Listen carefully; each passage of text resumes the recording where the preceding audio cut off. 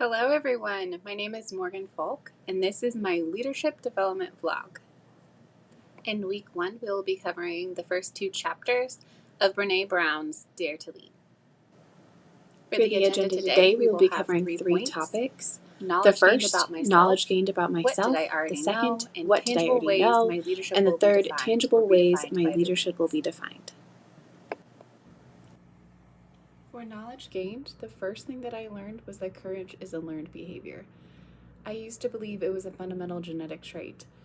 It wasn't until I redefined my experience of applying to grad school the first time that I realized that was true courageousness. I wanted something, so I went for it. I was terrified the whole time, waiting for admission, but I knew it was my path.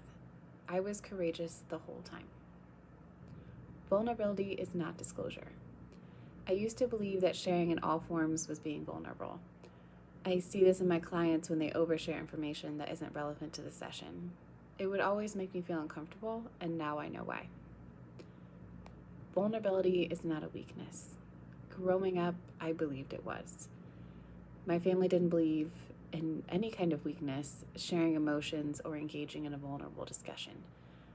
Brene's work gave me the framework to see that I cannot make real progress without vulnerability and trust. What stands in the way becomes the way. Marcus Aurelius. That quote from Marcus Aurelius will lead us to our next section. What did I already know? I have known that quote to be true since the beginning of my career in early intervention.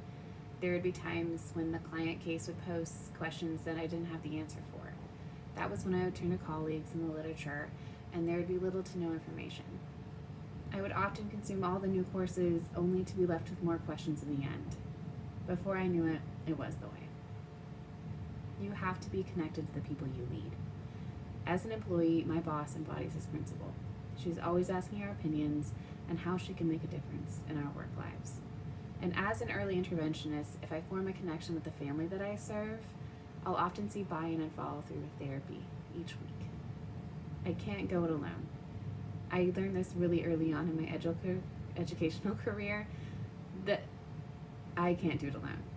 I was terrible in math. I tried to be my self-tutor for so long until I found a study partner, which made it worlds easier. This proved to be true time and time again. I needed help, and that's okay. Lastly, how will this information tangibly shape my leadership style? First of all, be vulnerable when it's appropriate. If it's uncomfortable, it's okay. This will translate to me not skipping over or not giving the appropriate time to grieve over a situation or diagnosis. No distraction, no humor, just sitting in it. To be creative, I have to be vulnerable. This will look like me admitting in what areas I lack. Asking my friend when it comes to digital technology and recording myself if she can help me, because she's great with creation and social media. Making an effort to build real connection to my students in order to be a better educator and leader. Identifying emotions for my students during difficult tasks while keeping an eye on the goals that we set for each week. What does support from me look like? I really like that quote from Brene Brown. This will look like me offering my students the opportunity to respond. What does support from me look like? On new assignments or on the course to gain feedback, and how I can better support their role as students. Thank you for joining me for week 1 of our development blog. See you next week.